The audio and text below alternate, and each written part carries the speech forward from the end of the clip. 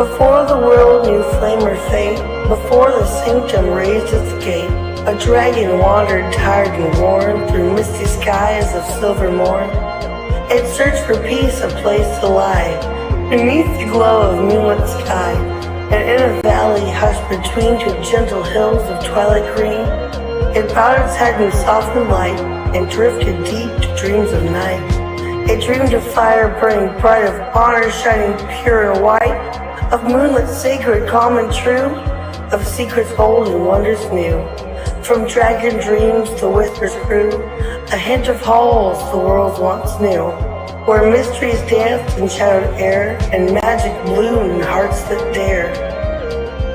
That was the dawn of what would be, where five fought fate and unity. Their story closed, their watch now done, five voices fading into one. And so I speak across the yore, to those who brave what lies before.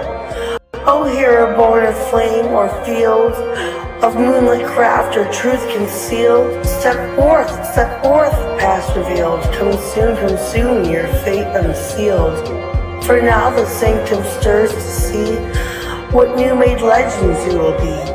The dragon breathes the dream once more, a calling through the ancient door. Hero before the past is through, the tale now waits to open you. Take clues I've left the mist and dew. Seek what is hidden, chase what's true. For the sanctum keeps its promise still. In silent halls and moonlit chill, it watches all you choose to do. And it's long been waiting here for you. Episode 5, A Wrinkle in Time. Things have gone astray, but don't worry, there is no longer a delay. We rewind back just a little bit to see what we missed out on last time across the market, the disappearance of Jimbo and Shnnr, and many different things, the intricacies of the lore that is lurked about, all of the things that lead us up to our next adventure. Join us as we take a trip through a wrinkle in time. And we are going to jump back in today in the same scene in which we entered into once before, the grand interior of the chapel, the etched bricks with this bright glowing gray magic of runes, the candle lights that warm this room, softly glowing in each corner, keeping the shadows minimum and at bay. But if there was any shadows, they would quickly be snuffed out by the giant light that comes from the end of Father Tallius's staff. He has this big arching wood staff that reaches up almost as tall as his large pointy hat. And he stands very tall for an old man, a long beard, making it probably halfway down his chest, pure white hair, these large blue robes that are held over by green and brown, almost tarp-like clothes. Nothing fancy, very almost peasant-looking, even for a priest. It's just clothes to keep him warm over top of the robes. Tarps, cloths, different assortments of fabrics. And as we entered in with him, he had given us this speech about the resistance of fate, and that is where we're going to tune back in today. Gathering here today, those that lead the way and those that follow, so that tomorrow may be even brighter. Today we gather here at the resistance of fate to measure what will be your magical potential. And he holds his hand to his left. He has now walked around this room that is mostly empty. Though it is a chapel, it has bookshelves and tables. There's nothing in the main middle part of this giant room. Nowhere you would sit to attend a service or anything like that. And you guys are all kind of gathered there in a half circle. He was in front of you and has now walked around to the left side and begun going up this stage. A slightly raised stone platform, maybe 2.5 feet off the ground, but encompassing the entire short half of the room, farthest from the door that you walked in. 2 blank spaces of wall separate either side of it from the long walls that run the length of the chapel with these giant etched windows of stained glass. And as he walks up this stage, there's a giant blue curtain behind him, and he waves his hand out, and this curtain almost seems to levitate and move magically, wrinkling as it recedes and opens up to what would appear like a regular stone to the common eye. To you, Cloud, would look like a gigantic version of the stone in your backpack. To the rest of you guys, it would look very similar to that stone. This giant, massive stone of this weird, it's really hard to describe what this is if you've never seen it before. It looks like crystal if crystal was just regular stone. So it's got like all these jagged contusions and bends, and maybe it even looks like it glows and is lighter and darker in different patches, like you're almost seeing through it. But it is a solid, dense, calcified product like stone. And what would appear to stone to the regular eye. This giant oblong oval jig-jag shape is hooked into the top by these giant copper and brass pipes that bend and warp around, concaving and weaving in and out of each other, building this nest of what appears like wriggled vines. These steam pipes go all the way up into the air like an organ, like a giant grand organ you would see in a church, with all the different pipes popping out at different angles, and just as jagged and just as much of a mess as the roots itself. And across this stone itself is thousands of tiny little sigils, these arcane runes that are sketched in a handwriting even smaller than yours, Shnnr. Thousands of them. In layered rings, like cutting through a stone, slice after slice after slice from the bottom to the top. And these rings are moving around simultaneously, all revolving so smoothly and elegantly. It's as if these glyphs are dancing across the stone.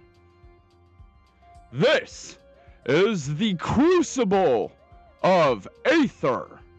This will gauge your magical potential of all potential destinies you may achieve. And this is where the moment that fate truly comes into your hand. You can take control now. And he started off much like last time. He goes around the room kind of just looking at everybody, and his eyes fall on Heimdall. Since you were not supposed to be here, Heimdall, why don't you take the lead? Heimdall laughs and, much like last time, replies, well, I did choose the best. And the four of you make into a single file line and start up the left side of the stage. So special about this moment, as you two make your way up on stage, Jimbo and Shnnr, you were kind of ushered up first. Father Talius looked at you with this big warm smile. A smile you might not have seen in a long time other than from each other, or maybe around. You might have met a friendly animal that could smile or something, but this smile is one that greets you as if he's looking at a long lost son and a long-lost daughter that has returned home for the first time. Without even a moment of hesitation, he could read your mind. And the question that would jump to your head, asking if you guys could take the crucible at the same time as Shnnr is sitting on your shoulder, he would just kind of nod and smile to you, almost acknowledging that he already knows what you're thinking, and that you guys should just step up and place your hand down together. Hell yeah. Let's do it. Shnnr, you're going to have to roll an assist roll and put all of your destiny into Jimbo's, if you're okay with that. Okay. So basically all of your magic potential will become 0 if he rolls low. Ability to have a magical potential growth system in the future, and instead will directly correlate off of how strong and how much Jimbo attunes. which is funny because attunement's supposed to work for like your familiar and your magic items and stuff, but they're using it for like their role play, their like relationships, magic, spirit, strength together. So that's what we're trying to figure out. And with that being said, Jimbo, roll her away. Let's see what the number of the day is. Come on, drop an 8, bro. Okay, that's a lot of potential though. 64. Quick maths. Let's fucking go. That's a lot of magic potential. It seems like roll numbers, but low numbers, but that's a lot of magic potential. Just putting that down. This sphere. Your hand finally makes contact with the stone, and you feel this slight pressure, almost poking and prodding into your brain, like directly above your eyebrows, in the middle of your head. But this pressure is quickly alleviated as Shnnr's hands, she's like sitting on your shoulder or whatever. Maybe she's got like her hands kind of like leaning up against your neck. She's like centered or like completing the circuit, essentially, adding more energy. And as this like prods, you feel it kind of like not only back up, but kind of getting moved off, missing, being in the ethereal space between you and Shnnr, as you and Shnnr's magic actually encapsulates this potential. As it tries to gauge what you could be possible of, it simply fails for the first time. It can't identify you alone with Shnnr there. And this is not only a reflection of your magic potential, but a reflection of an in-game element that we see from the forest, as it was not able to actually see Shnnr. It wasn't able to identify her, much like this crucible cannot identify Shnnr's fairy magic. And there would probably have never been a fae that has come through here before. Shnnr would be the first. So it can't identify what her magic potential is doing to yours. And as this thing whirls around, different arcane glyphs begin to light up and glow. You see like different elemental colors of fire and nature and grass, and ones that look crooked and warped, like blood and skeleton hands, the moon, and then these really weird ones that look like almost like the Olympic symbol. It's rings inside of rings inside of rings inside of rings connecting together. Glowing in magical attunement as they glow brighter and brighter, casting these lights across the room, creating these murals that only you two can see. They can see the images and the magic being cast out, but the magic is attuning and giving you an advanced understanding. So as you're looking at this magic being cast out across, you're actually seeing how it connects to you as it forms into your memories, as it forms into your focus. Whatever moment you focus on, past, present, or future, it will bring in front of you into these murals as it begins connecting your life together to this magic potential. So you're looking out at all these different murals. What would you like to look at? You guys have to make a decision together, past, present, or future. I think we're going to go with future. Yeah. All right.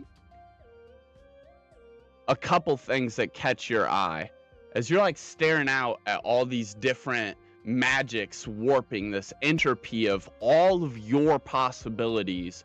Your eyes go from right to left until they fall upon Shnnr, who is on your shoulder as well. And as your gaze goes across, you see her. She is staring across. There is these scenes of how you met and came in and lifted her up, and you could see these scenes transition to one that's brighter and more vibrant, getting bigger as each scene connects into it, as each magic entropy wave wraps and connects to this ribbon of story that's in front of you. This main scene gets bigger and folds out and gets larger and more detailed as it carves in. You see some sort of ceremony is happening. There's these giant gazebos and brilliant archways covered in flowers. A huge forest that's in like this vibrant bloom of roses, it looks like, but it's a forest, and large colors stretched across the horizon, and the only two people visible in the frame of this large ceremony is you and Shnnr. And as the scene gets bigger and bigger, more details within the scene itself become visible. And as you focus in on yourself, you lose sight of Shnnr in that scene. But that's okay, because it turns out she is there with you. You see the possibility of literally blending and becoming this fairy moonfolk hybrid in the future. Ooh. And with that, yeah. the crucible has Okay, gauged okay. all of your magic potential. And it starts winding down. The glyphs start discoloring. However, as some of the brighter glyphs fade, Jimbo, your attention focuses on some of these darker glyphs. Black glyphs outlined with bold hints of silver.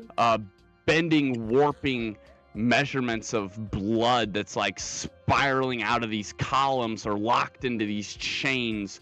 And this skeletal hand that appears to be reaching up out of nowhere. And then it powers off. Father Tallius laughs. Well, we've never had anything like that. What is that, some sort of fairy magic? It's pretty intense.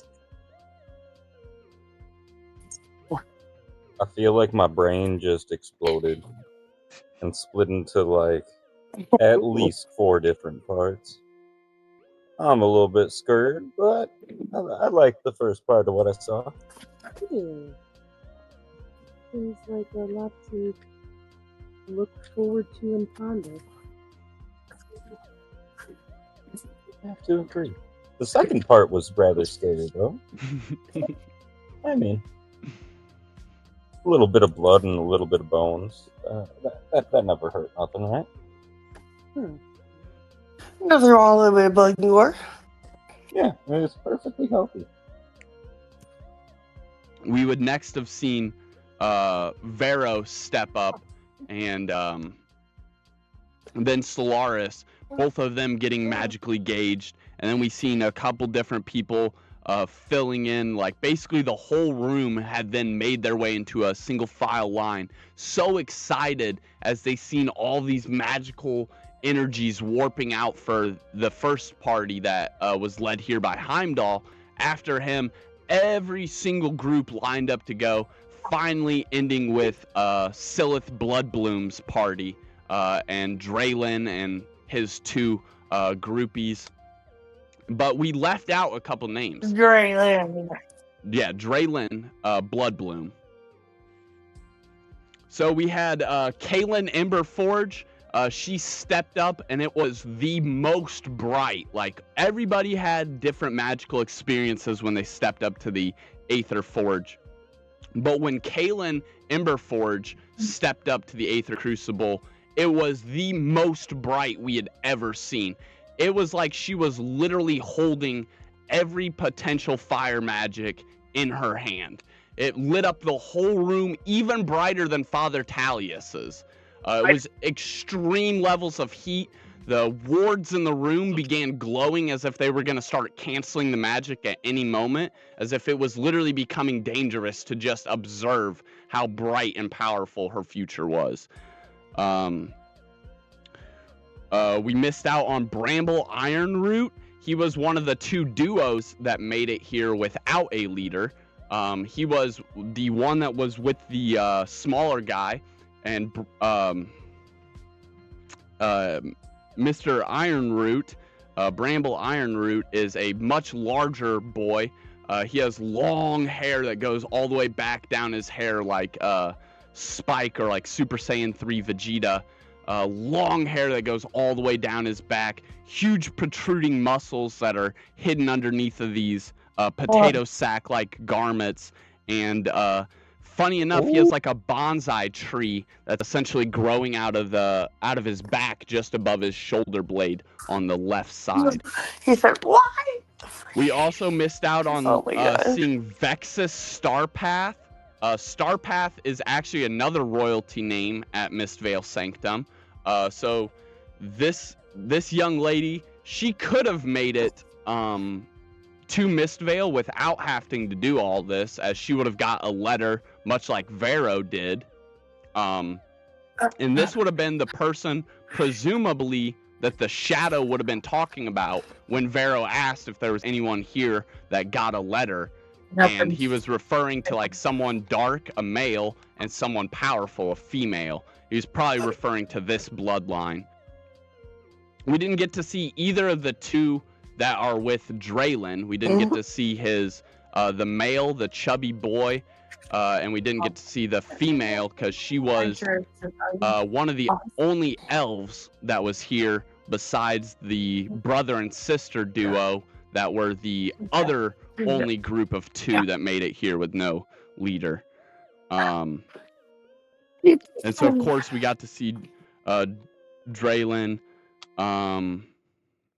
The boy that is with him, that has the chubbier boy that has the battle axe on his back, that is Riven Blackmolt, and he had all these glyphs that would shine and glow for him would be like shadow glyphs and transmutation glyphs and maybe a little bit of like, you might even see some of these magics that as it projects these murals across the room, you would see like something that kind of looks like a werewolf like howling, but then all these like black tendrils start pulling on the maw of the wolf and like essentially trying to rip it apart. You'd see all kinds of crazy shit when he went to get his, and that's the boy that is with him.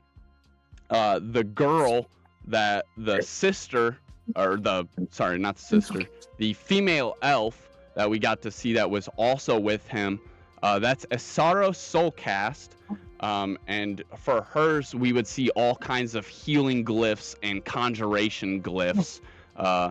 Maybe even some of her murals would look like great healing, like she was healing a whole bunch of different people at the same time. And these weird conjurations, as you would see like all kinds of monsters and weird different shaped fiends and creatures. A very, very strong party to complete alongside Draylin Bloodbloom, who we seen yesterday. And we wouldn't really get to see too much of either of his two buddies, because of course as soon as Draylin like actually touches it, they get blasted away, but we'd get to see a little bit of their magic potential. Otherwise they wouldn't be allowed to proceed.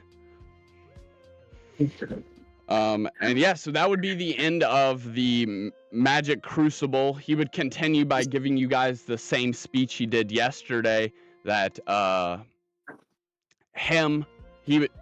Tallius runs over to the guy and the girl alongside Draylin, that as Draylin put his hand on this magic crucible, his two comrades that also went up with him at the same time and already put their hands up to the crucible, but they weren't connecting with it yet. It was like they were trying to, but it was like distorting and wasn't allowing them to, because it knew Draylin was near.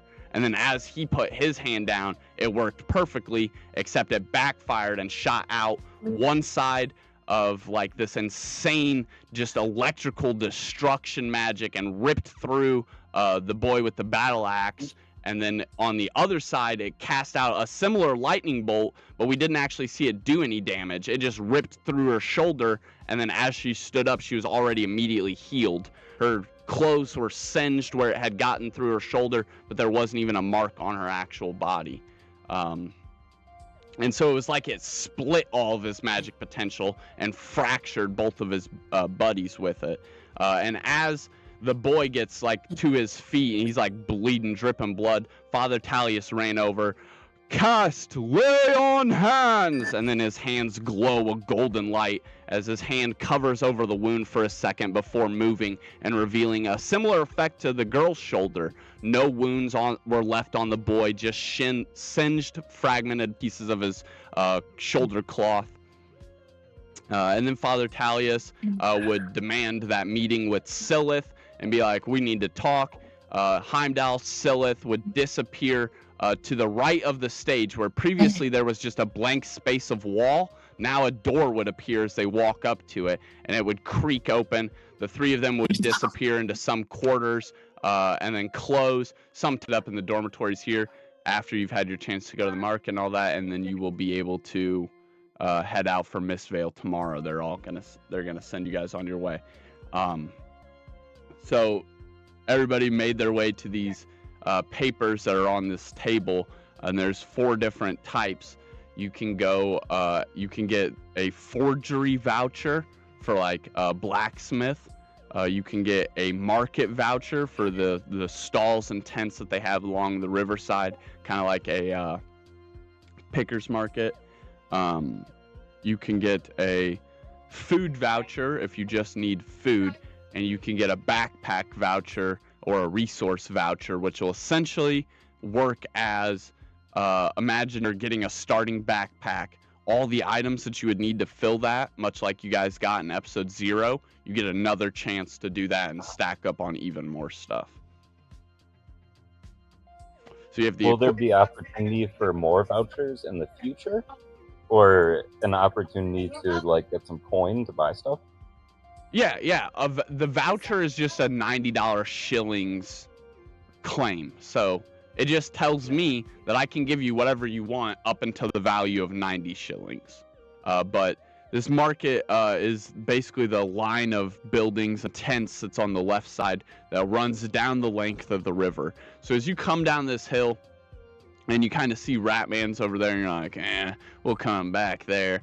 Vero and Solaris continued forward towards this market. A whole bunch of tents and semi-impermanent structures set up, crates and barrels huddled around tables, and different vendors scattered out across. You see selling and hollering and lots of chatter coming from this market. As you guys get closer and closer, you could see the permanent buildings that are in the background kind of surrounding around here as you guys are almost in the downtown area of Riverwood where the square is. It would be just even further in the background here. And you guys are entering up, seeing all these tents kind of spread out in front of you, all of these buildings behind them now kind of coming into view, and seeing your first these are more like permanent structures, much like closer to the church and street that is just littered in these tents. So anything you guys could think of is probably here. It has odds and ends of all kind. You just tell me what you're thinking of, and I will imagine a market vendor that is probably selling it. And you could switch it back to the Roll20 screen now, because we're going to have to roll for this. Something to enhance one of my stats. It would be cool to be a little bit more charismatic, but that doesn't really fit the character. So, magical ring and pants is basically what I'm looking for. Already have a weapon, maybe some food. I would say I would need a little bit of background on your character, but would your character... So you're wearing this loincloth and a hat. It makes me curious. Has your character ever worn clothes before? Like, was he born like this? You'd have to give me a little backstory before I could think about how the charisma boost would work. But I would say getting into clothes and feeling cleaned up would definitely give you some sort of charisma boost. I would say that Jimbo is, I mean, even given the name, he's not too social and probably isn't used to wearing clothes.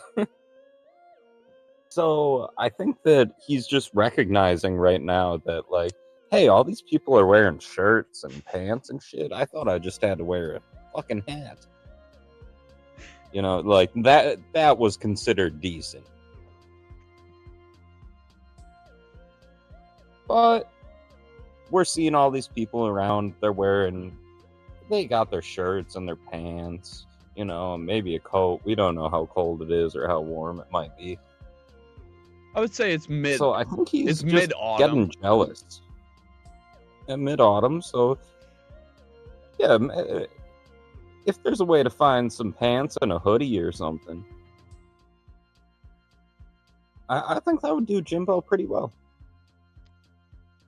Jimbo, this same Solaris? this same vendor has showed me a crocodilian type jacket, which is a little bit too large for me, and perhaps in a man's style that I passed on, but I really liked. But she was offering it to me.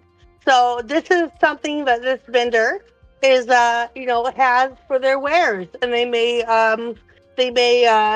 offer it to you. It's still Awesome there sauce. for sale, indeed. I'm gonna have to check that out. So there's for sale. I didn't buy it. I didn't hate it, but it wasn't really what I was looking for. But again, I for sure didn't hate it. That's no joke. So I go up to the vendor, right? Mhm. And I ask how much it may cost. This vendor particularly has what appeared to be a kind of rundown looking tent. However, as it was like kind of slouching and these poles weren't maybe too good, the black fabric was very nice that was wrapped around this tent. This vendor clearly had a very good eye for fabric and material. The rack that essentially hangs out in front of him, in front of his table, where maybe he'd be like keeping money or vouchers that other adventurers have come in and claimed. He is sitting there behind it, a small hunched-in human man with some big-ass binoculars, and he looks up at you guys as these binoculars begin clicking with different lenses, maybe 4 extra lenses on each set, kind of rotating in and constantly changing. And there's a small metal-like spider with 6 legs bouncing around on his shoulder. A small metal-like spider. So, sir, what are you charging for that well-crafted spider-looking thing? And what are you charging for those pants? Because they're beautiful. A smile comes to his face, the wrinkles at his eyes burling up as his big brows lift to try and see you better. Oh, well, Lefty's not really for sale. I don't know what I would do if I didn't have an extra hand around here. He holds up his 2 hands as his right one stretches out in a long leather brown glove as he's pointing at his wares and his different clothes with an open hand, and his left one kind of comes up kind of like in a general posture of exclamation, just kind of like making a bend at the elbow and coming up towards his shoulder. However, at the wrist portion of his hand, there is no actual hand there. It is just like wrapped up in some sort of white fabric as a nub. So this living thing actually helps him and operates with him, being like his left hand. This is all kind of like clicking, and then they stop.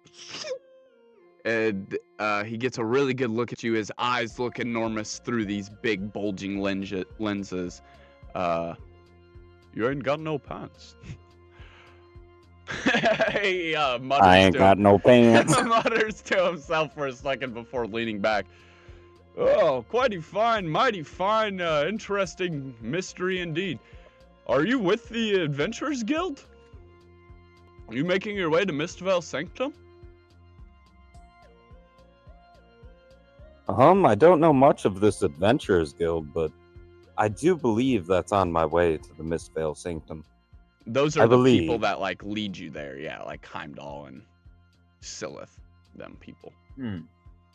Stand back off. That's so good. That's so good. Well, yes, It's really I do good. think I am a part of that party. Yeah.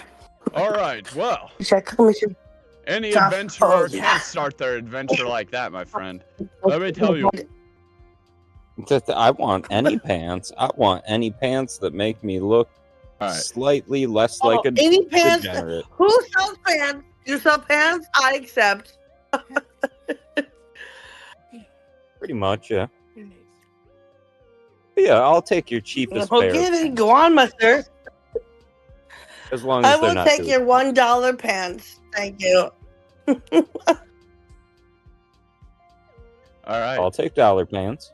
He'll I'm all give for you it. he'll It's give better than you no pants for man. 10 shillings because he Oh, likes heck and heck. your adventure spirit. Why don't you just spend like 10 more shillings and get like Oh, he enjoyed a your regular soul. jacket or something as well?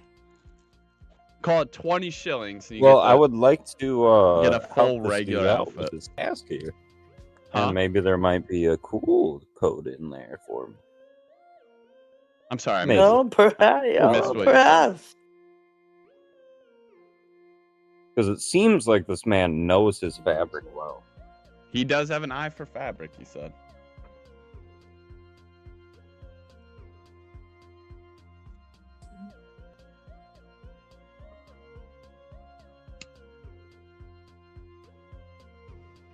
Oh, yes, but I would still love to go on the task.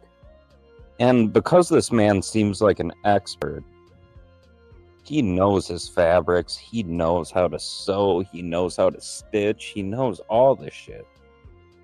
He seems like a well-educated man. So I would love to do a favor for him if maybe in turn I got a jacket. Okay, yeah, he'll give you if you complete the quest, you could have the jacket and 20 shillings. Sounds like a plan, Stan. So, that still leaves you 70. 70 shillings on this voucher that you have to use somewhere in the market. Solaris, before we leave though, really quick, I'm very Solaris, interested to know. while you were there and you were hanging out, maybe when you had offered the jacket to Jimbo, you'd been like, hey, check this out, that's pretty cool. And then you kept walking. You feel eyes peering on you, much like in the alleyway. But this gaze feels different. Not cold, but just genuinely intrigued, investigating you. Or just interested. Yeah. Roll, or can you tell me what your passive perception is? My passive perception? Let me see. Yeah, it should be under senses. Boo, boop, boop, boop, boop. Yeah, okay. Let me just hit me. Okay, it's loading. A lot. Oh, come on. It loads better at my house. Passive perception. My perception is 11, yo. As you feel this gaze locked upon you, your head like swivels around the market trying to find where this gaze was coming from. And in between two different tents that were kind of hodgepodge together with a little small space in between them, maybe like 1.5 feet wide, you see a blur of orange jump out of sight in between the two tents. Yeah, jacket. And did you want... Well, I guess it doesn't really matter. Do you want to try and make 20 shillings for that bonus mission? Damn right. He offers you to play a prank on his old friend Ratman, and basically he gives you a fake wheel of cheese. It's like silicone or something, you can't really tell. It's a fake wheel of cheese. He wants you to go swap it out with one of the wheels of cheese he has there, and bring him back the one you swap it with.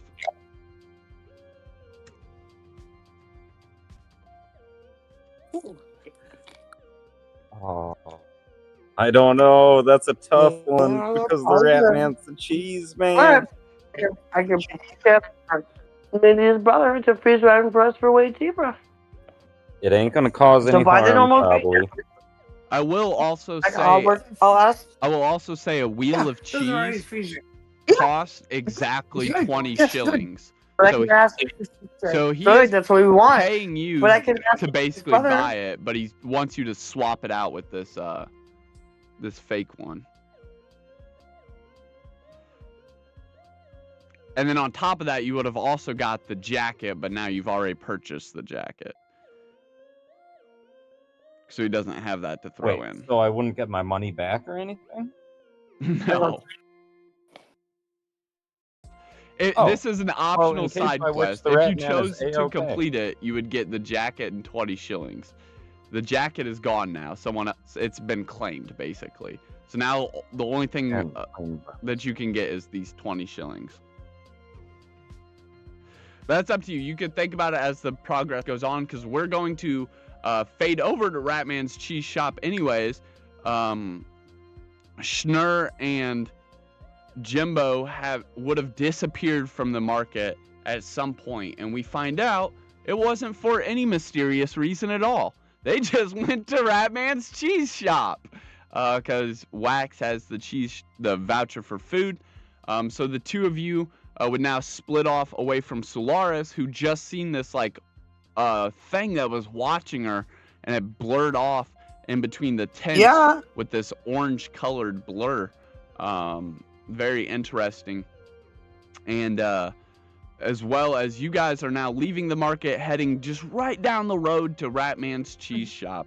This slanted building featured around a big front porch and a very small actual building itself, with large sheds attached to the side of it. And inside, or commonly on the porch, you would see a cheese wheel or a pottery wheel that is spinning around, or sometimes not spinning around. And you would find Ratman there in his rocking chair or on a stool, slapping a thing of cheese down and doing his cheese pottery on the pottery wheel. Oh, he makes faces on cheese now, eh? Yeah, it's always been his thing. He like just slaps A it down on the cheese pottery vase. wheel and makes all kinds of squishing and slurping sounds. Whatever you say, sir. As You're his in hands charge. work up and down this lumpy cheese, making it into something beautiful. And yeah, so that's where you guys would find yourself, Jimbo and Shnnr. I wonder why there's no one around. The lights are on inside for sure. Well, let's go inside then. Alright. You and Jimbo make your way up to the door. You hear a slight ruckus inside as you turn the doorknob.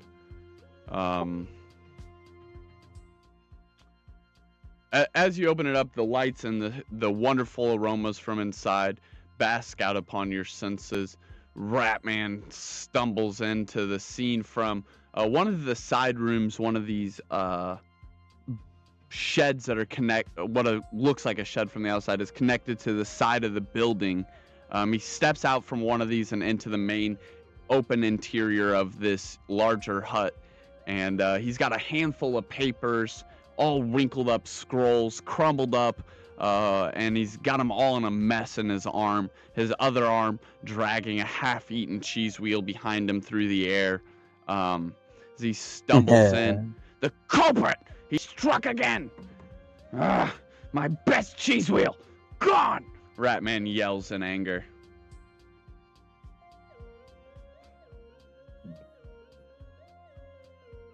What's going on? Bureau is missing out. My best cheese wheel! It was stolen! Right off its shelf! I thought the sheds were safe, but it seems like a ghost with good taste has struck and haunted my home. Ratman snorts angrily, making his way to the center of the room and throwing a lot of these scrolls down. Still keeping his hand on his cheese wheel, maybe even nibbling on it.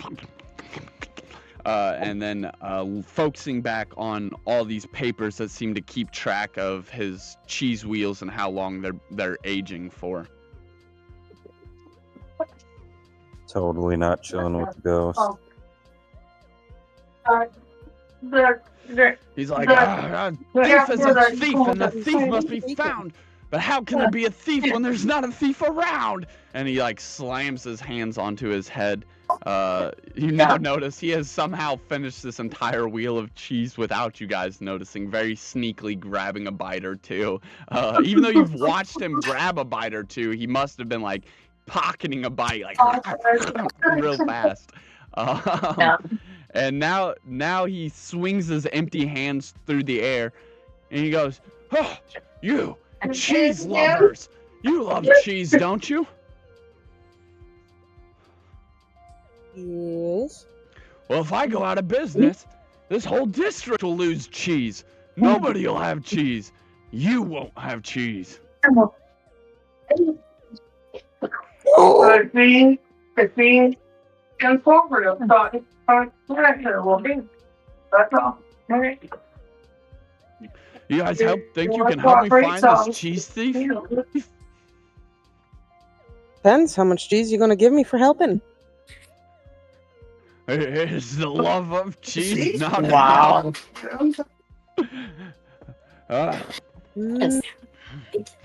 I need a sample of every single cheese, and then I'll consider it. All right.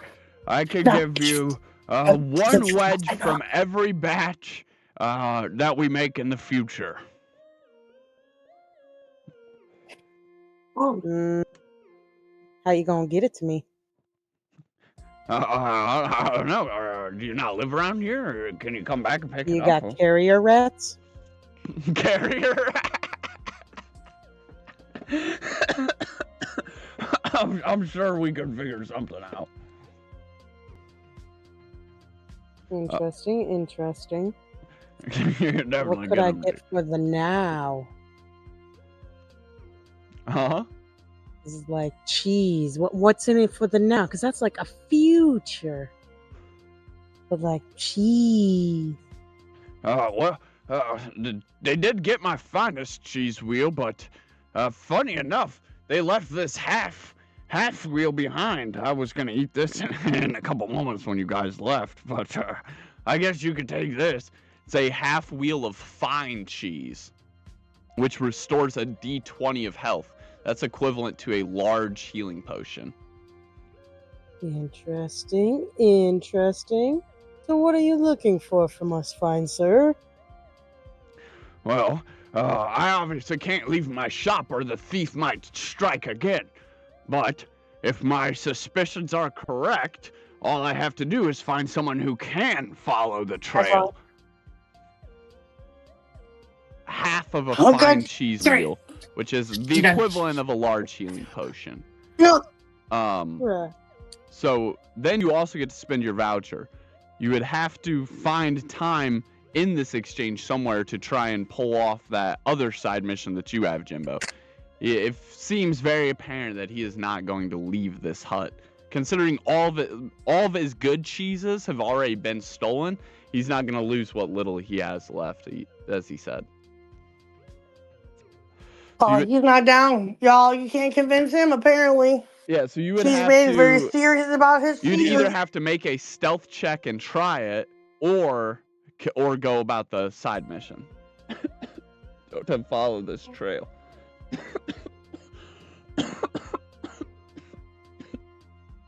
But if your overall y'all goal... just be harassing let's everyone go you for can. it.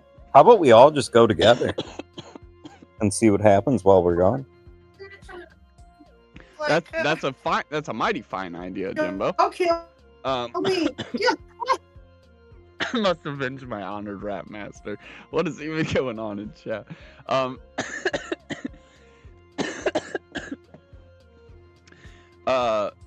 And yeah, if you guys watched the last episode, you guys know there might be a reason why Ratman is wary of leaving. Think about the last time we saw Ratman, what had happened to him. He might be wary of that too, so it'd be pretty hard to convince him to leave this hut. But anyways, so would you like to... I'm guessing the reason you'd want to try and stay here and convince him that is to try and steal it. While all this is going on, and while he's so focused on these papers, if you would like to just try and make a stealth check, I'm saying that opportunity is... Like, you could do that. He's, like, concentrating. He's trying to get all of his logs in order. If you guys want to try and do the old swap-a-rooney, you could try. Could I potentially also make a distraction while that's going on? Yeah, you could assist. I also have a question before they do stuff, because it might help them. All right.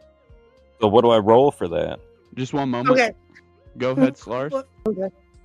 Okay, so my question is, since they weren't here yesterday, and I got like that like little bit of like snippet that I heard these kids talking about Cheese Man about. Like what I could tell them if I heard what I heard, and I could like maybe would that affect like their decision maybe? Yeah, you could. I as a DM, I'm gonna remain neutral on that one. You tell them whatever you think your character would have told them. Well, do you guys want to hear what I heard? What I heard some of the town's children talking about Cheese Man? Would you guys like to hear? What are you talking about? Yeah, I'm talking to y'all. Yes, yeah. Okay, so For heaven's when we were walking around yesterday at the market when you guys weren't either, we heard like some like crazy like religious zealots who are also racist. Like, no, that's not neither here nor there. But then we also heard some like a couple of like town's children being like, "Let's go. Have you never seen like a rat human hybrid person? Oh, well, he has the cheese. Like he owns the cheese house." And then they were like talking like mad shit about him being like a whole alcoholic and he's not trustworthy. He's a drunken man. He's the Ratman. And so like that's it. That's all.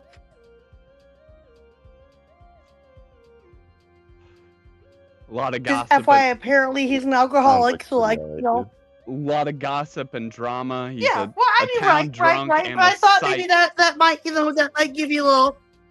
Yeah, he's like a drunken, untrustworthy rat, man. Specifically, what you Just heard is saying. that he got that spot. Remember how earlier we heard that the tent guy that has the rivalry with Ratman, he has a rivalry with Ratman Yeah. because Ratman got this spot for his shop. It's right in front of the whole market. Oh, I Perfect thought spot. it was a tent woman. But those kids said that he only got it because he's like a freak show. Like the town is basically putting him on display Yeah. to attract attention. Yeah. Well, that's rude. Yeah. Right. And it was working. But I thought the you like you adventurers guys were like, came you know. specifically to see Ratman. And yeah, it's working. Yeah. Yeah. Yeah. Yeah, I mean, I guess if it works, it works. Well, I just wanted to share that info with you guys, like just full disclosure. Appreciate it. Ratman's backstory's tragic. Poor It Ratman. is quite tragic. I understand him. And he's think just we trying to all make understand cheese to him a keep the little town bit. happy. Oh my god, I'm getting choked up. Oh fuck. Alright. So what do you guys like to do?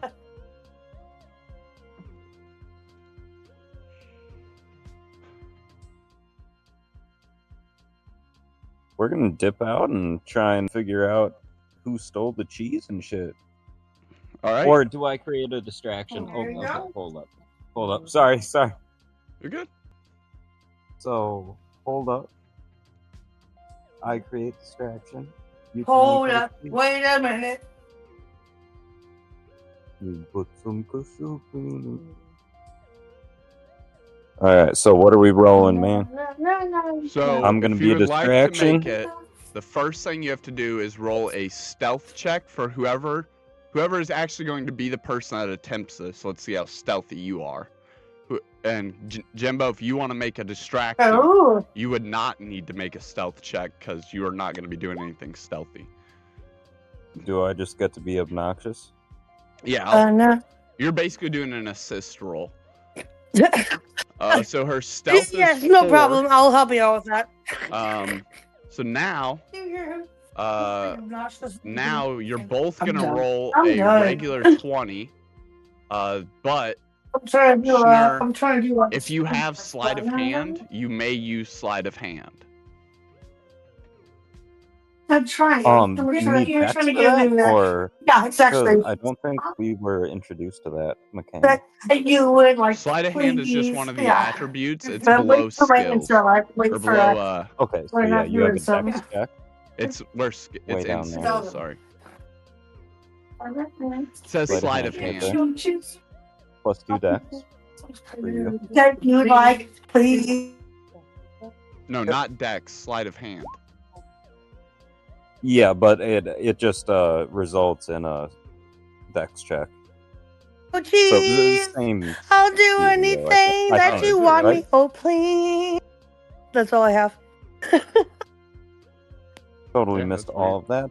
What kind of check do I make? Just a Not regular flat intimidation. 20. You're basically an assist. Am I So just like in battle, how you'd have up to, I am. you'd have Oh, another right. attack essentially. Fuck. It's the same Whatever. thing. I'm pissed. All right. All right, so 13. Yeah. Or 16. Yeah, I know. All right. Well, then, what would your distraction look like, Cloud? As he's focusing on these papers and you're talking to him about this Parmesan, is that your distraction, or what do you do to I would distract say him? I just talk to dude. I tell him to look around and point out all of his favorite cheeses and go from there. Just ask how his day's been going. Just casual conversation. Just to keep him distracted. All right. And around near probably the other side of the room, Shnnr, you're going to try and grab one of these wheels of cheese. It's just going to be 2 medium wedges. Restores 1d8.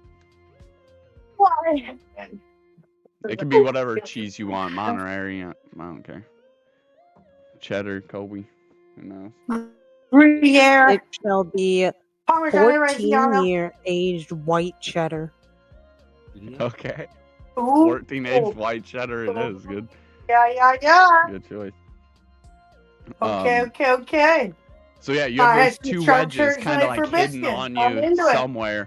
The door swings open. And the same guy who is wearing those long black robes and had the fine kind of blonde hair tucked back and was kind of making the eyes and slight smile at Heimdall steps in. Oh, Silith! What are you doing here, Silith? Come for some cheese? And he takes a step. Look around. And another step. And he looks around at all of you before his eyes lock on Jimbo. He sees Shnnr over in the corner doing something. And he sees Ratman scurrying about by his table. No, I don't think I am here for cheese today. Only business. Are these some compatriots of yours, or just customers? Oh, are they're gonna help me find my cheese thief. I've been haunted, strucken by a cursed ghost. He's got all of my cheese. All of the best ones from my storage locker.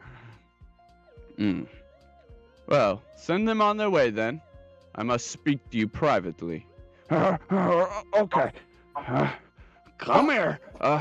Who wants it? And he holds his warping, ratty, fur-covered, and matted fingers and his long nails out forwards. Jimbo or Shnnr, which one of you would like to have this magic enchantment bestowed upon you?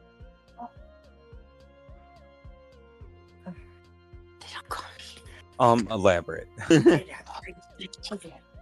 That's all the elaboration you get. All right, cool beans.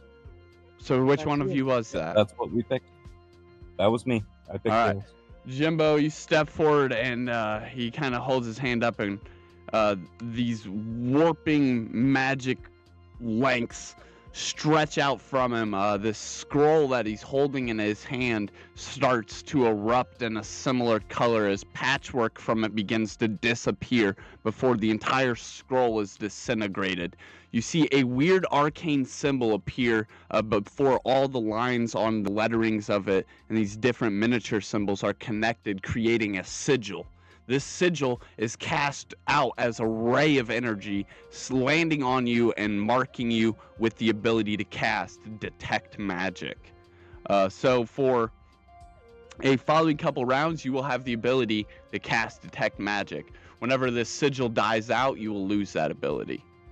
So whenever you go to do an investigation check next time, just ask to cast Detect Magic.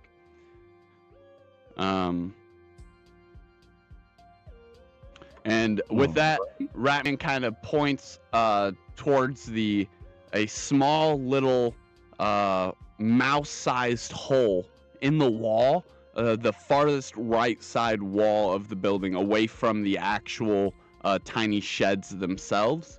And he said, "You should start out in that alley right there. That's where the trail's the hottest." Pointing towards this small little hole that leads, this tiny mouse-sized hole that leads outside. Well, it better be spicy. And then you guys can make your way outside and down the stairs. The door behind you close as Silith and Ratman begin to go into whatever business they may have. You wish to proceed, or what? What do you guys want to do? Oh, let's go follow this trail. Let's go check it out over there. All right. You begin to walk down the stairs and make your way around to the right side of the building. And in this small little alleyway, there's not much. A couple trash cans, or not even trash cans, more like just barrels that have trash in them. And some crates that are mostly busted, but a couple that are still together, just leaning against each other near the far back end of the alley. Should we go check out over there by them garbages? Absolutely. Would you like to roll investigation, perception? We'll go with... let me look them on first real quick and I'll let you know. We'll do investigation. All right, go for it.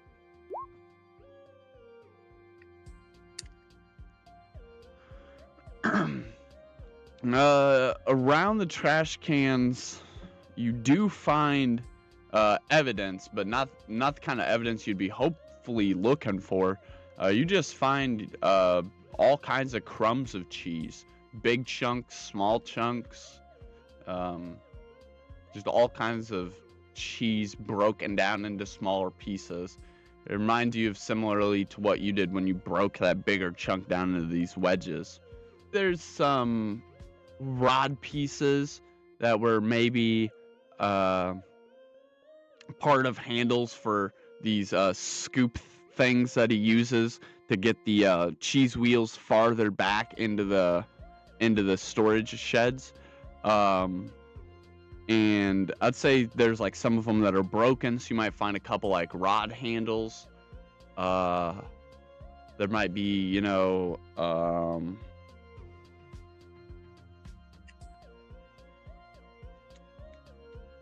might be some scrap cloth. And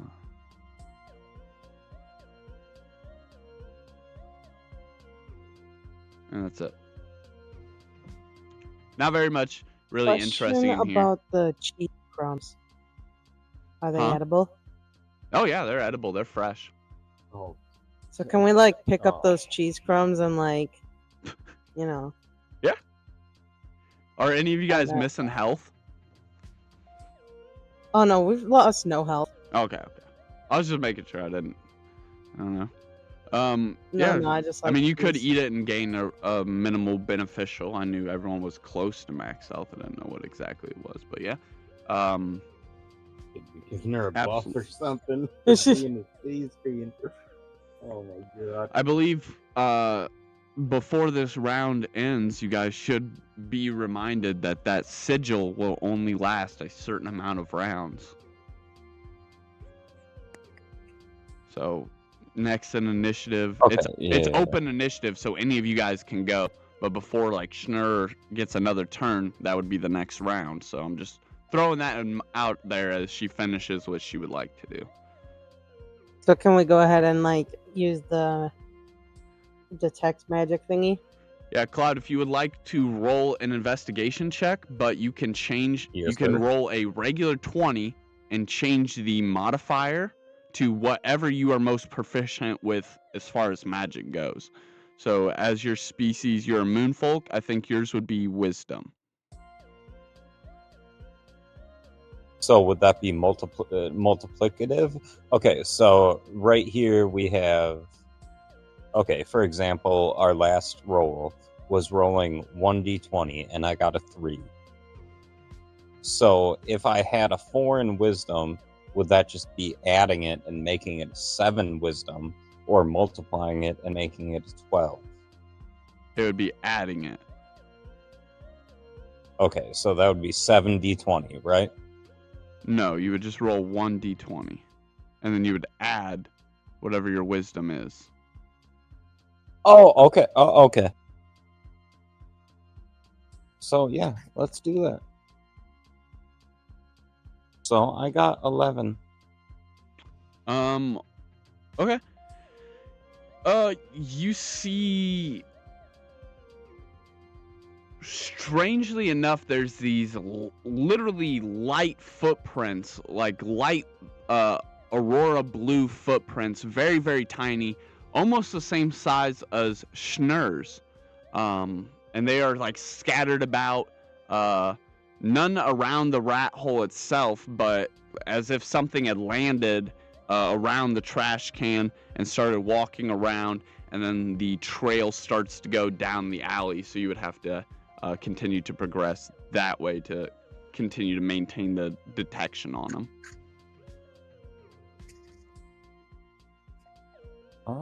Whose turn is it now? You still Ray's have a turn? free Yeah. object interaction, so you could still like just mess with something or pick something up. You could add one of those rod Go do handles to your inventory. They could be used to craft scepters, or I don't know if you're going to use a wand Oh, or I'll what definitely do that. you're Yeah. going to do. I would say if there's even a rod, even if there's 2 rods, Oh, actually, you could break I one of the may. rods, and then both you and Shnnr have a rod for a scepter. what is it made out of, though? Some sort of oak or darkened hardy wood for nice, like solid staff handle. It's to actually be used for these things to like get cheese further back into the storage shed, to, like poke it. And we can always change later, right? Yeah. Like, we can always swap her out. Yeah, you can always create new ones. Yeah, let's go for that, huh? Yeah, let's pick up that rod handle.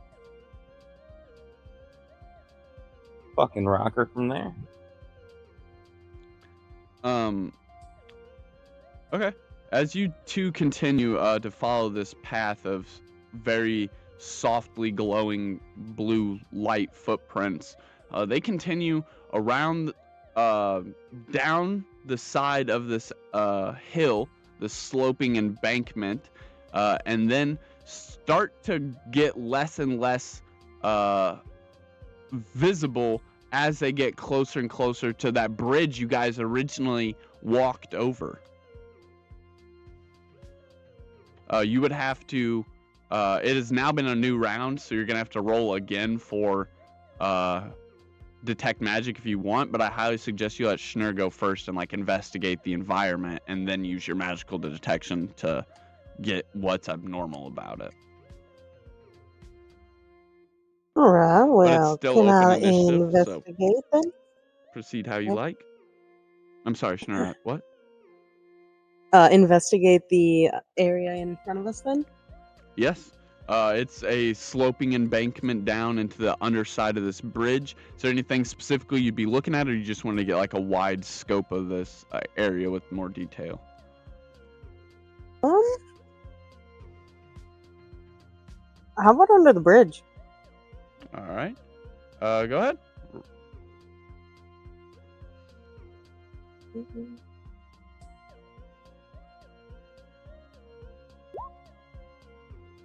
Wow. Oh. Yeah, you start peering down there. You even see just like a small flicker of movement under the bridge. but nothing else seems abnormal about the bridge.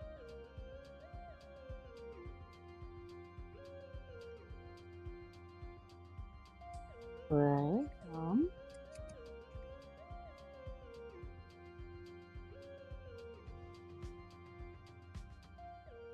Walk around a little more. If you guys is now up to you if you want to. I don't think you can move because you're sitting on Cloud's shoulder. But if you guys would like to move together, you may. What you think?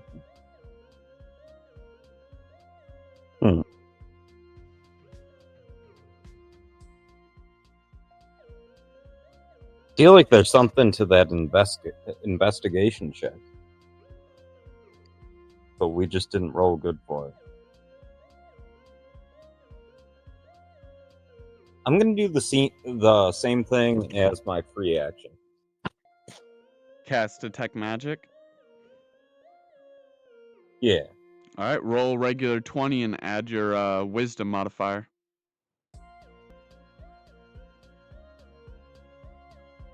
So 15. Your Wisdom's 4, isn't it? Yes, sir. Your modifier.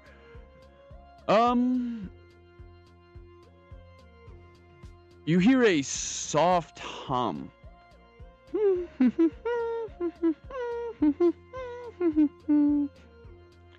And there's a very sweet smell in the air. And you might even have caught that same flicker of movement that Wax saw down underneath the bridge. You gotta be very careful getting close to this river, though. It is flowing and ripping and roaring. The rapids and whitecaps on top of it are bursting with power and strength.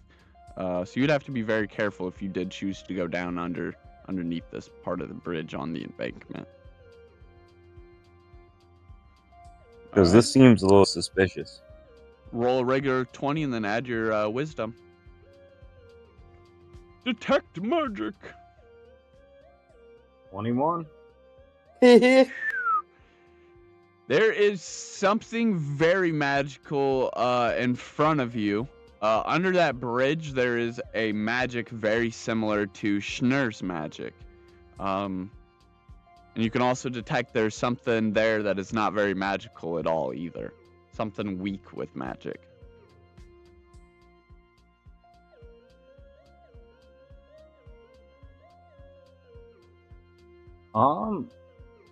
Could I go up and say hi? Be like, what's up, y'all? Yeah. All right, let's do that. So yeah, free object interaction plus your bonus action. You could walk basically you can't go in. You don't have a full turn of movement, but you could go basically up to where the shadows begin, where it gets a little darker, and you could be like, yo, what up? And see if there's even more you could see in there. And there is. Yeah, damn right. As you would get closer, you'd be able to see, still using Detect Magic, whatever that thing is with faint magic. As you get closer and closer, you can see it is very low to the ground, and it is moving closer and closer to you, but far away from you at the very bottom of where the river and this rocky riverbank meet.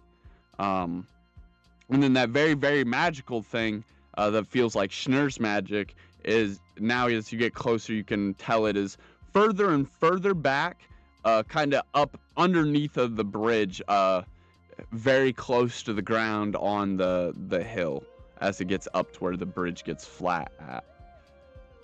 And you get closer and closer, and you yell out,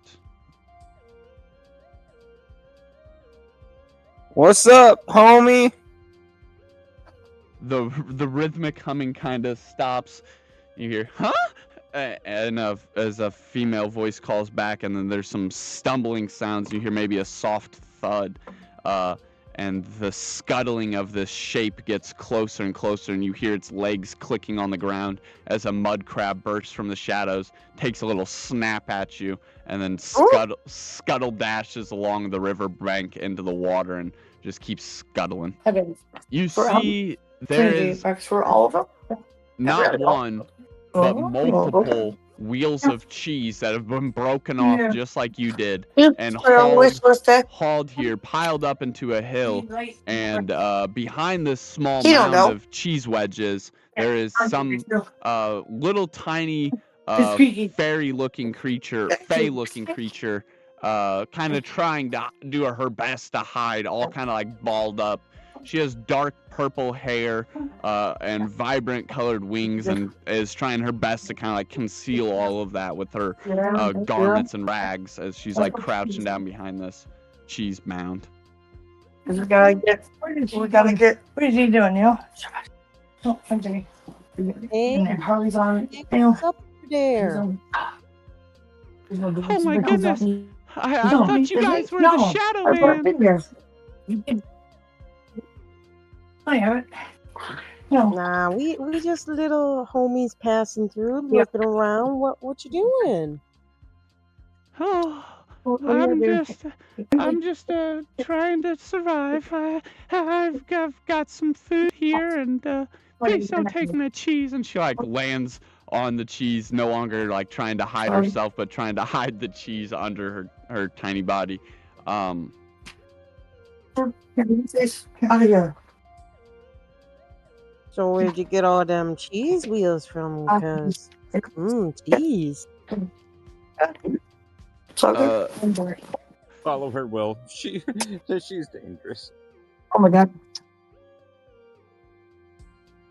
So good. So sticky, so good kisses. She is a I can't. Look at him. She's a tiny little He thing loves it. with soft peachin skin and dark purple hair, covered in rags with these bright, vibrant wings kind of popping out through them. She looks more like a pixie than she does a fae. She is actually what's known as a scentling, which is a magically conjured creature summoned, kind of like a stonekin. However, it is like a spirit that is created with strong magic. By the water? I hate to tell you guys this, but I stole these. My master, he was killed by the Shadow Man.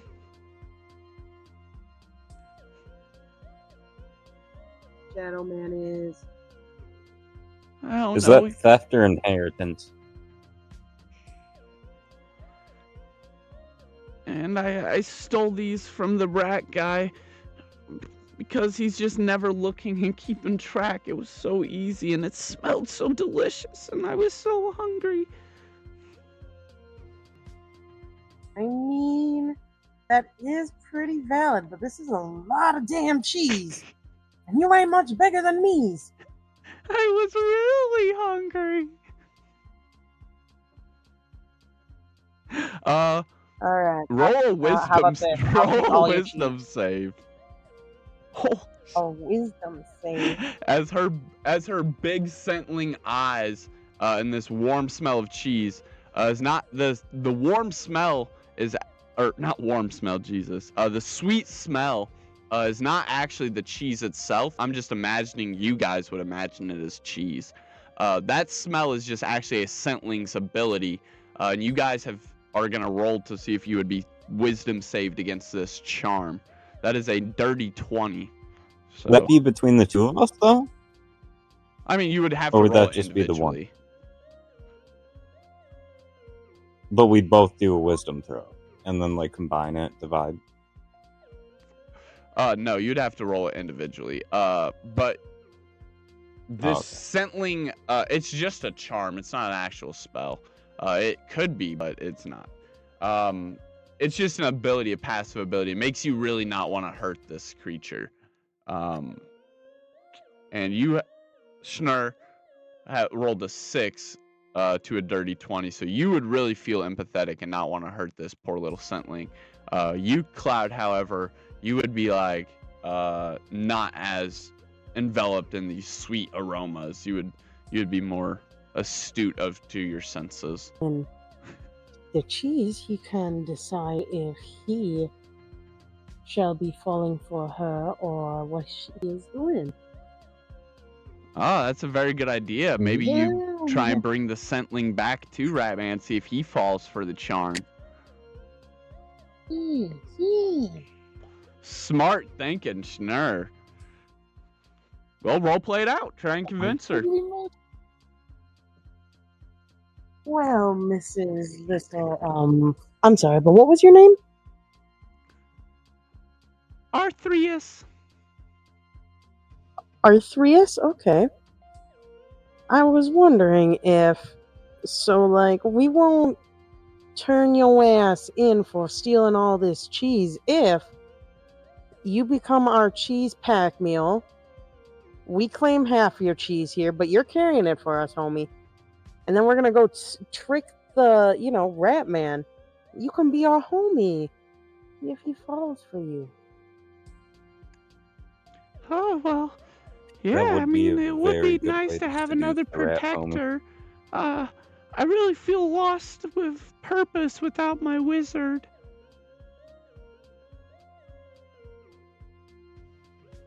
And with that, can you roll? We'll just say that was such good roleplay, you don't have to roll. You guys are able to convince her. She'll follow you and Jimbo back down up the embankment. And she'll actually offer you half of this cheese. So you may now put 5 regular medium cheese wedges. Those are the ones that do D8s. And you may put 3 fine cheese wedges. Those are the ones that do D12s. Here, just take half of what I got here. Because if this works, it would be so nice to live in a nice warm house instead of out here under this bridge with the Shadow Man lurking around. Have you guys seen the Shadow Man? He's in town, you know. What is the Shadow Man up to? I don't know. I just seen him lurking laid around. He was following that real big armor guy. You know, the one that people were talking about. You know, all those kids died. Oh, what's his name? Heimdall, correct? I think that sounds familiar. What was that? Sorry, I didn't think hear that you. sounds familiar. And the part after that. That was all she said. I just repeated it. Oh, I thought he went missing with... Well, no, he didn't go missing, did he?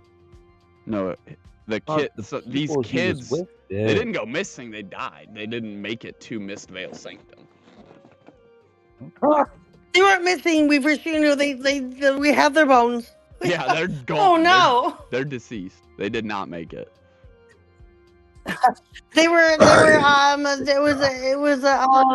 were murdered. Yep.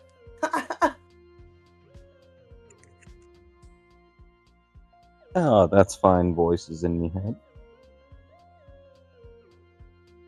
Yeah. As you guys make your way back up to Ratman's place, Silith is just now leaving. This took you guys maybe about 20 to 30 minutes. The sigil is now completely faded. You guys are back. And Silith is just now leaving. You go in and find Ratman is kind of like scuttled back in the corner, picking his papers up. The table is completely flipped upside down and basically like across the room. And he's like picking his papers up and like scuttling back to his feet as you guys enter back in. Would anyone like to make an investigation check as to where Silith is like storming off towards? Yes. Am I of use, or is it between Jimbo and Shnnr? Solaris, I'll say this could be for you. You could follow Silith. Let's say that his path would have crossed yours as you were going to catch up to Vero after he delivered those crates. Okay. So we'll say that you could do that, and then they can go. Well, if they want to go ahead and roll, they can. But I'm willing to throw a roll out there if that's something.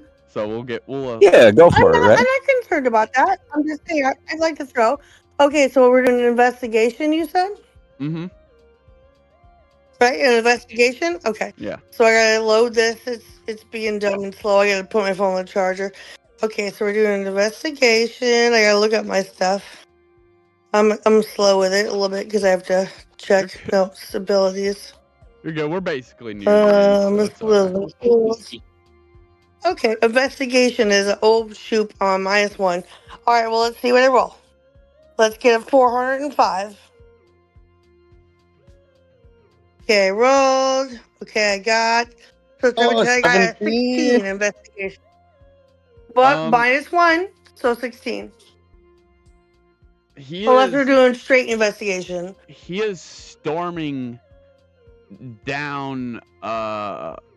Remember when you guys broke out into the town square? How you guys went around to the left, and there was like one big alley, and I said it basically like ran the whole length, but ended where that wall was. If you went the opposite way, where it continued to run the whole length, he is turning into that right now. So he would be walking essentially towards where we later know the flesh wall will be. He is going down that bending long, very long alley. But what's not interesting about that is not the fact that he's walking there, but that two figures that both have the same exact robes as him, with this bright embroidered red crescent around the borders, and the slicked popped almost like Dracula collar, but they also have long and black hoods, much like an executioner's cowl. And they quickly like both step and follow behind, like 10 paces behind Silith, entering down this dark alley right after he does. Would you like to follow them?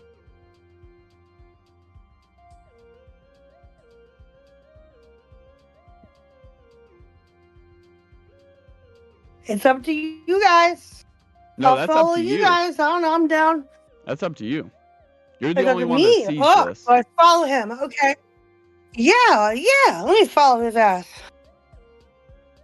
Yeah. So you make your way very quickly, kind of throwing off these thoughts of that orange cat and darting in between structure to structure of these tents and different semi-impermanent stands and tables as you work your way down, out, and into the main block over there, and then quickly turning into this alley following them.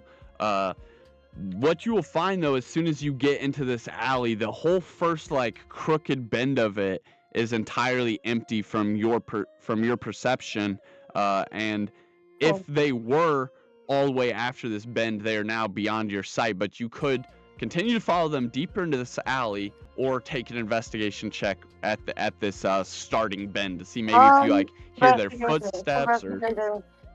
This is -1. So okay, I got 6. Okay. You don't hear footsteps. You don't see them. But you're getting a very, very dangerous feeling in your gut. Okay. And if you would like to proceed, you may do so. Do I get what do I have left? Like a free move or like what? Yeah, you can just move again. Your bonus action. Well, I guess I'm going to move back to wherever they're coming from. Like, if they're coming at me, I like to turn around and go to them. Or if they're running, I like to chase them. Yeah, you're currently following them. You're on their tail. So they so walked and went around this bend, and you stopped here to investigate to see if you could, like, hear them. You don't know if they're just standing there on the other side of the bend or not. Okay, well, I'm going to keep following if that's my next move, yeah. All right.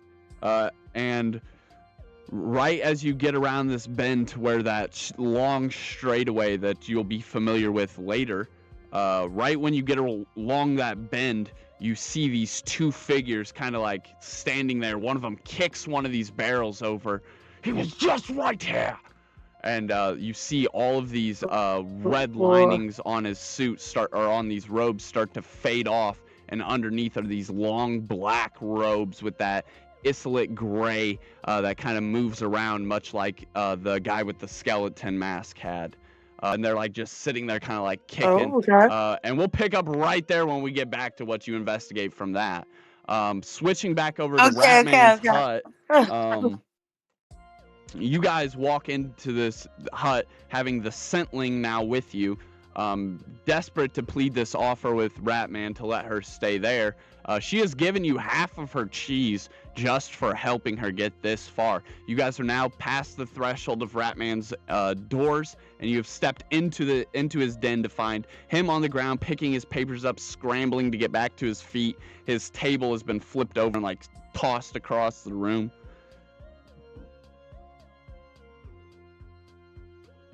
Well, I would say we probably try and like be kind to dude. Like we don't want to like ruin his life or nothing. We just want a little bit of cheese, you know.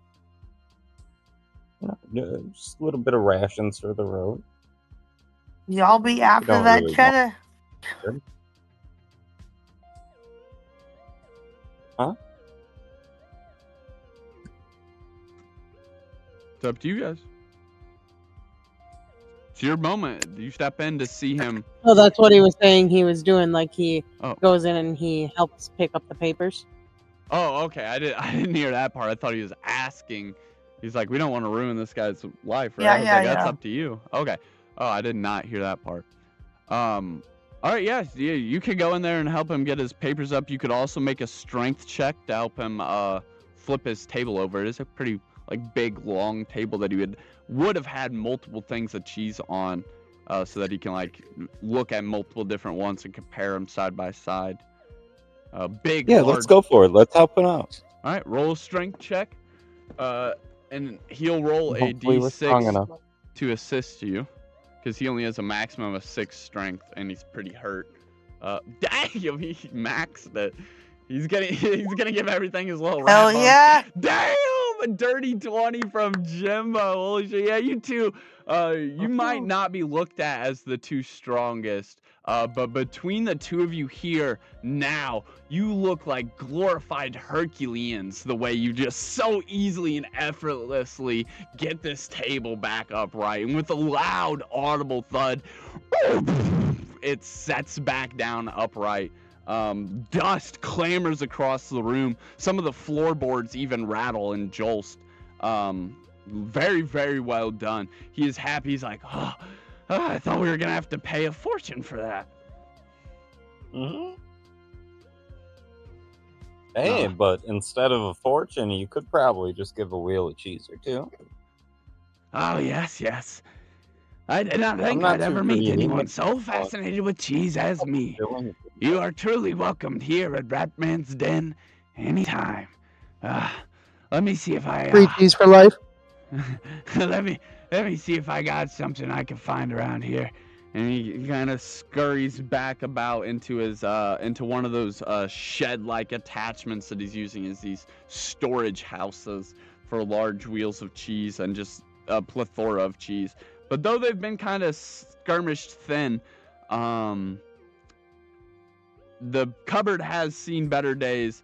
It is worn and looking a little empty. He has a little tiny slice tucked away that he keeps under his pillow, and it's wrapped in this really, really old just like cheese paper and fabric on top of that, and then like some old ratty thin leather on top of that, and he almost hands it to you like a ball, but it's like a very, very cubic looking slice of cheese, and it's called ancient cheese.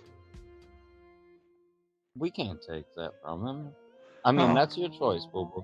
I insist. You guys love the cheese. Is what you've been looking for. If you don't take it, the cheese thief will get it. It's only a matter of time. Well, you see, the thing about that. Why doesn't he just eat it? He could just have it, and then he could have a good time. I mean, I know, Shnnr, you would love to have that cheese. But, like, we can't rob the man of his most prized possession, you know? That'd be, that... We can find other cheese, you know? I'm sure the man loves his cheese.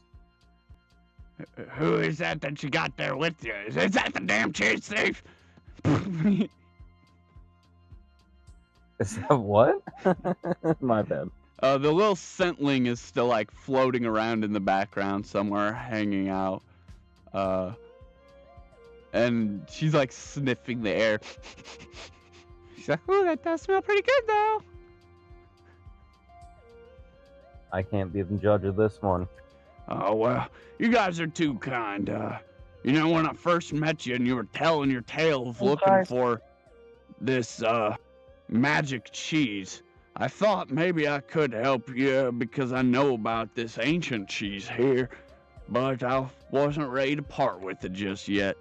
How about we each take a slice and I'll tell you a little bit of a tale. Maybe it'll help you find this magic cheese. And he pulls out a real tiny little pocket knife and he starts slicing this very cubic triangle or cubic cheese slice into thinner slices. One for you, one for Shnnr, one for the scentling, and one for himself. And he begins to nibble on his little piece. Well, I got this ancient cheese down in some old dwarven ruins. Yeah, is Ray here? No, she's in the alley. Yeah, I'm here. Okay. Oh, okay. I'm not. Okay. Okay. All right. I was about to say the same thing. I was like, don't we all get a little sliver of cheese? But that's all right. Yeah, I like cheese too. I'm not looking for it, but I like it. Y'all can come find me later and give me a little nibble. We'll remember that. We'll not. All right, for sure. Thank you. He continues to nibble his little piece while you guys are like in thought about this offer, and he tells you, "Yeah, I got this ancient cheese down in those dwarven ruins." And, the dwarves, they knew about all kinds of weird magic us surface dwellers never figured out. If the magic cheese came from somewhere, I would say but it was probably from one of those dwarven ruins. There's all kinds of arctics and relfax down in there. And his words become harder and harder to understand as they jumble up as he munches this cheese faster and faster. Would it be rude to teach the homie about cholesterol? I don't think that's. I'm not sure if that's prevalent. I mean, You are the guys trying to eat and get as many cheeses as you want. If you were to teach them about cholesterol, listen to your own wisdom, eh? No, that's the demon on my shoulder. Incorrect. I do not live this way. So you still gotta convince you still have to show Ratman the thief and tell him and stuff and try and get this bargain. Senor Ratman, since you have spun this tale with us now and shared this, may I say, fine cheese with us, we think you should know that this little blur. What the hell is it? Scentling. No, it starts with an S. Yeah, scentling. Scentling. This little scentling here. First off, what do you think of her? She chill, right? He's like putting two and two together, and he like looks over at her, and he rolls a 5 to defend his charm. So yeah, she smokes him. He can't be angry at her. He's like, "Oh, look at her! Oh, so nice. That's the little cheese devil. Why didn't you just ask for some cheese?" Yeah. And she's like, "Oh, I'm sorry." And they exchange thoughts, and maybe they'll continue to tell tales together here. You guys each are gonna get 20 shillings and one more medium wheel of cheese each. And he says, "I know I don't got much cheese now, but when you guys come back, I'll make sure I save up one wedge from every single batch we make, and we'll save it for you guys." Oh, hell yeah. Oh, yeah. And with that, you have completed the quest for Ratman. So I'll put that down in the XP log. And you do have one more opportunity here. You technically need to plant. If you want to complete that side quest, you need to plant the fake cheese wheel, Jimbo. Oh, dude, you never planted it? Fuck. She had to where do I steal do one, but so? the You other didn't part We was... only got 20 plant your minutes. cheese. Oh. Oh, yeah, do a switcheroo then. All right, roll sleight of hand.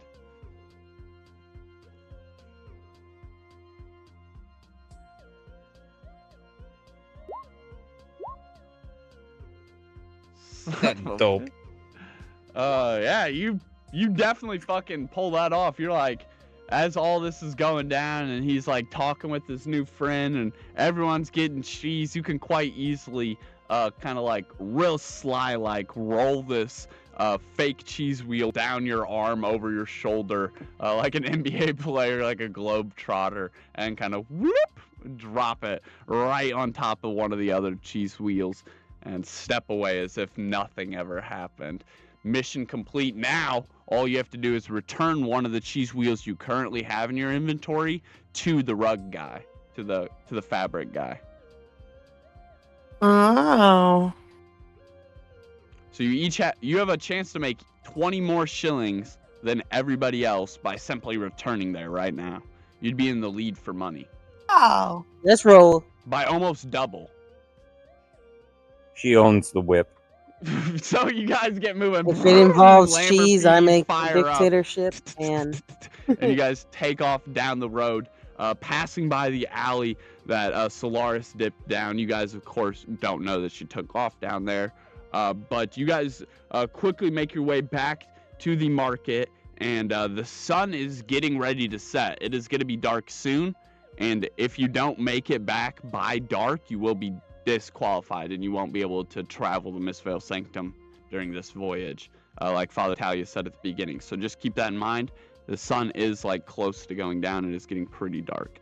And you guys make your way to the market, and just before you can get there, there is some sort of kerfuffle as there's a group of people that are basically being chased away by Solaris and Vero. It looks like 3 brown fabric-covered hooded figures that have like cardboard signs and a couple different picket pieces for their setup that they had. They have it in their arms, and they seem to be being ran out of town. And you guys pass by that and then make your way to the market again. And at the market, you're able to make it back to the parchment guy with the spinning binoculars and the little robotic spider. oh, my fine sir, look at what we have. Oh, I knew you wouldn't fail. Here you go. And I threw in a bonus. There's 30 shillings there. And make sure you remove one of those medium cheese wheels from your guys' inventory. And now, in total, you guys should have 50 shillings. Which would put you guys in the lead by 30 for the richest. Yeah, hack and hack. Yeah, make him bank. And he is so excited that you pranked his old rival. He's kicking his boots. And he's like, well, I guess that's a successful day. And he begins shutting it down and packing up all his stuff as well. The spider running around and helping fold things with all of its little legs. And yeah, he starts packing it up. Spider. It is almost dark, so I presume you guys would be wanting to take the voyage to Mistvale tomorrow in the game. Oh, yeah, tomorrow in the game, man. Yeah. So you guys would make it back to the church way before it gets dark, greeted once again by Solaris and Vero as they make their way in, and Father Talius would welcome you guys all, thank you guys all for participating, and wish you guys a safe night within the walls of the Heck chapel. yeah! And Ooh. with that, we are all going to do our level ups. Solaris, Yeah. standing in this alley, you stumbled around this bend to find these two figures using some sort of disguise, some sort of illusion magic that now fades, revealing that they're underlings of the guy that you know you'll meet later and fight with Vero and some next week Draylin. war. Okay. And these guys are like hunting Silith. Silith didn't know they were behind him. He may be a douchebag, but these guys were presumably about to do something pretty bad to him, and now they're throwing a temper tantrum. They're even more douchey? Huh? Oh, no. Yeah, and they're they're throwing even a more temper douchey tantrum. than him? Silith disappeared right where you will come later to find the that fleshy wall. Okay. And now these two are standing there. Do you want to take cover and see what they're arguing about? I sure would like. Yeah, I would sure like to do that. All right. Go ahead and Do like a take an roll or investigation something? check. Yeah. Investigation. Okay. No, I gotta look up all my silly stuff because my stuff needs. I gotta look I think it your up. investigation's a -1. Why is it? I think it is just one. No, actually, my investigation might be -1. I don't want to. I That's don't what I want to. said. -1. Investigation -1. Yep. Yeah. Oh, my bad. Yep, you're correct. You're good. All right, roll them up. Roll them up. That's what I said. Yeah. Roll them up. Oh, I literally got a 1, so I have a 0. They're almost muttering. What? It's really hard to make out what they're saying, even though you're so close. It's if they're speaking in some sort of shadow-like, mystified dialect that's these low hisses and jumbled groans at each other, but you can make out actual words within it. Go ahead and roll stealth now, real quick, before anything else. Okay. Yeah, before we go. The boops. Come on, internet, just load. What the heck? Okay, there's a stealth. Stealth. Boop, stealth. Stealth is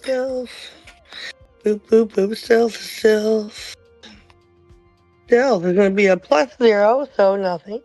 And then we're going to roll a bleep bloop. And we're going to go to do here. 12. So it's an even 12 because my stealth is +0. So 12. So they're at disadvantage because they're arguing. So they roll a 1. You're pretty concealed to them. They continue arguing back and forth. You could take another investigation check. Cool. Okay. My investigation -1 we stealth. said, right? So. Huh?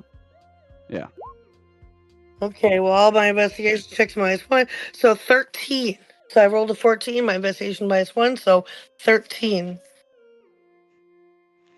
If we can't kill him, he's going to get in the way. You don't think I know that? We have to kill him. We have no chance at killing Heimdall, and one of them has to be taken off the board. They're arguing back and forth. And before they can even really finish this thought, you hear some sort of in this slurping and warping and bending sound, as we see the fleshy wall come into view much previously than we had thought, as it manifests and bends, and as the flesh kind of bends and molts and warps these patches of different colors with these seamless or these seams that aren't stitched at all just patching in and flowing against each other, begin to bend and warp in the center, Oh, making a cylindrical type shape that protrudes further and further out of the wall before becoming a humanoid type shape and then emerging from the wall in total.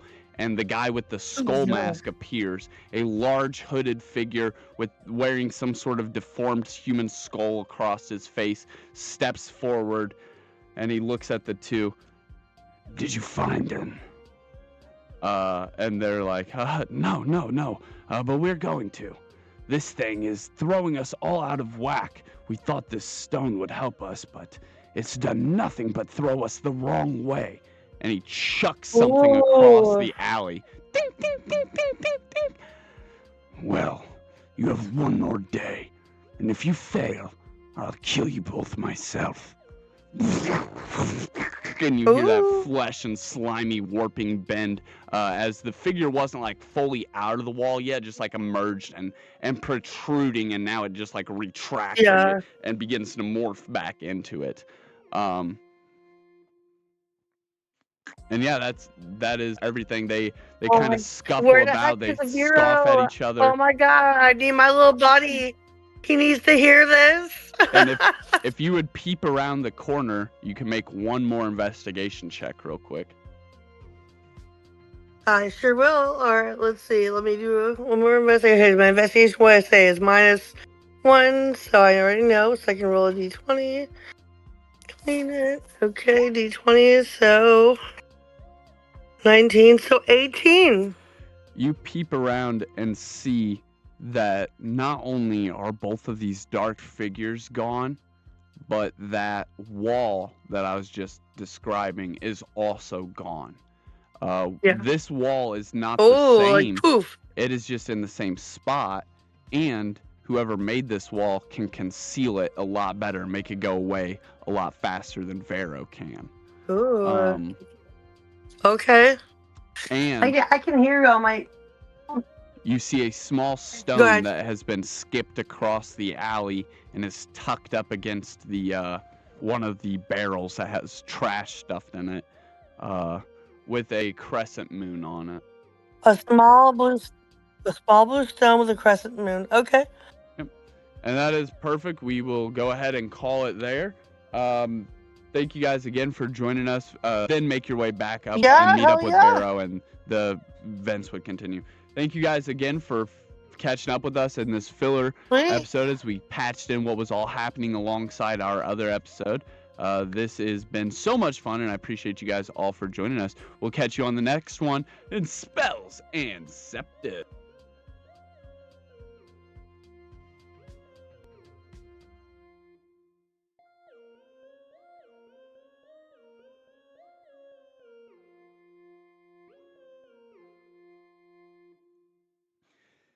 Time does not flow cleanly in Riverwood tonight. We began as Solaris, simply retracing her steps, became something stranger. Threads of memory looping back on themselves. Moments she's lived before, now unfolding with new clarity. In these hidden fractures of time, we finally see what was hidden.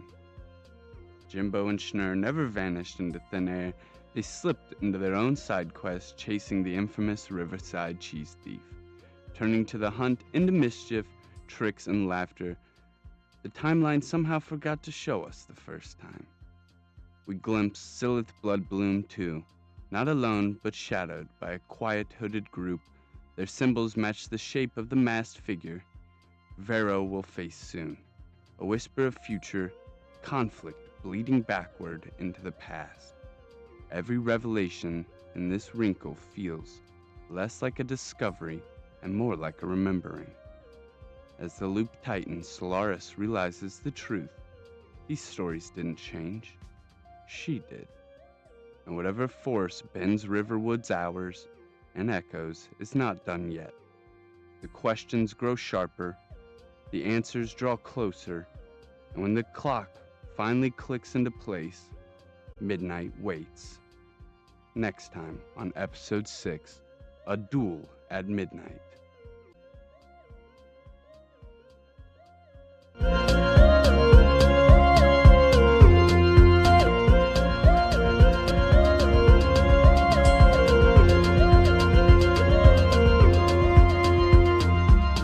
Before the world knew flame or fate, before the sanctum raised its gate, a dragon wandered tired and worn through misty skies of silver morn.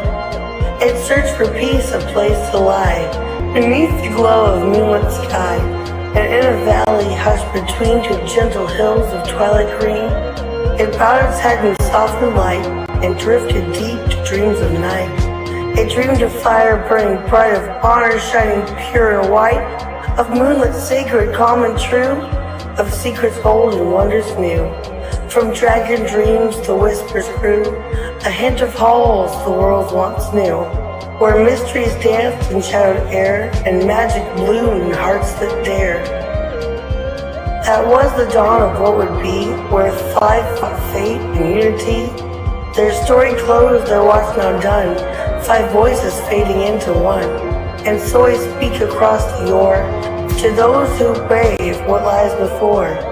O hero born of flame or field, of moonlit craft or truth concealed, step forth, past revealed. Come soon, your fate unsealed. For now the sanctum stirs to see what new-made legends you will be. The dragon breathes the dream once more, a calling through the ancient door. Hero before the past is through, the tale now waits to open you. Take clues I've left and missed and do. Seek what is hidden, chase what's true. For the sanctum keeps its promise still. In silent halls and moonlit chill, it watches all you choose to do. And it's long been waiting here for you.